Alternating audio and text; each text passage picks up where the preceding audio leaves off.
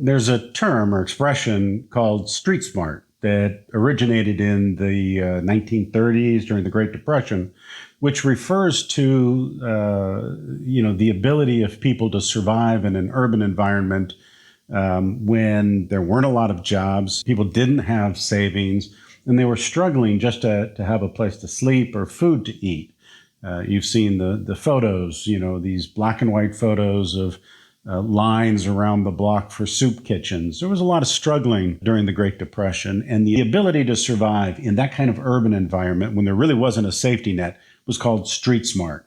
The practical knowledge and understanding of what it was like on the city to survive on your own, and what it took to really get by under those circumstances. These days, street smart, I imagine it still might literally apply, but circumstances for most of us, aren't like that. It refers now more to the kind of practical wisdom you get through experience, in contrast to the kind of knowledge and wisdom you get from books. Book smart, reading books about how things operate. Reading a book about internal combustion engines is different than working on cars and the practical application of fixing a car. So street smart now tends to mean more practical knowledge about how things really work in the world, whether that's in business, in your personal life, in travel, and just dealing with people in different parts of the world. If you've not done something, but you've seen documentaries or movies or read about what things are like, it's different than actually going out there and experiencing it. And that practical knowledge you get through experience now is essentially referred to as street smart. Now, street smart is something that you can develop. In fact, not only can you develop, you should make an intentional decision to develop it. A lot of times we go through life kind of on autopilot, not necessarily paying as close of attention as we could or perhaps even should to what's going on around us. We find ourselves often in a bubble and lost in our thoughts, and not that that's terrible, but there's a lot of knowledge to be gained by paying attention and taking notes. Now, I'm a big advocate of reading. There's a lot of good information in books, so this isn't an either-or proposition. You should be consuming content in all manner of ways. I mean, the internet is fantastic. There's a lot of really good information online, whether in posts on blogs, in YouTube channels. A lot of people share their practical experience in life, and that's really valuable stuff. So the theoretical acquisition of knowledge is not something to abandon in favor of that practical application.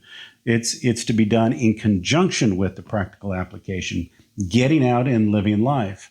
Now, I'm a big advocate of journaling. I've got a post on that. I think there is so much knowledge to be gained through experience and then articulating that in writing that I recommend journaling very strongly. That's a separate conversation, but pay attention to the experience that you have in life. Second point I'd like to make is a lot of people fear failure. It's just such an ugly sounding word. I mean, who wants to fail? Failure is not a terrible thing. Maybe there's a different way of looking at it. Thomas Edison, I think as the story goes, says he failed 10,000 attempts and he learned 10,000 different ways not to make the light bulb. Well, part of success is doing things wrong and learning from it. And if doing things wrong is such a defeating experience as to be internalized as a failure, so dramatic and so harshly, you're not going to want to do things. You're going to avoid trying to make another light bulb because, the last 5,000 have been such failures. And that's so unfortunate that a failure failure is part of success. If you're not out there failing, success is just going to be a matter of luck. Part of success is doing it wrong and paying attention to it. And this is the vital part, is taking those unsuccessful attempts in life and learning from them, whether that's trying to get a job, trying to write a resume, getting some bad feedback on it, improving the resume, going on an interview, getting bad feedback, and then improving on that in relationships and in really all aspects of life, making mistakes, internalizing that, understanding what went wrong, and then applying some corrections again and again is how you develop experience. That's what street smart is. It's going out there and doing it. Nobody starts knowing all of it. So failure is a component, along with documenting it, internalizing it, and thinking it through, of creating the success and the kind of practical wisdom that I think that most of us aspire to. Now, anticipating that means you can keep the stakes small. If you want to learn how to invest, okay, well, I would start small, start with small amounts. It's very easy to make mistakes as you learn how to invest money. It's easy to make mistakes as you learn how to do anything. If it's possible to keep stakes small, I recommend it.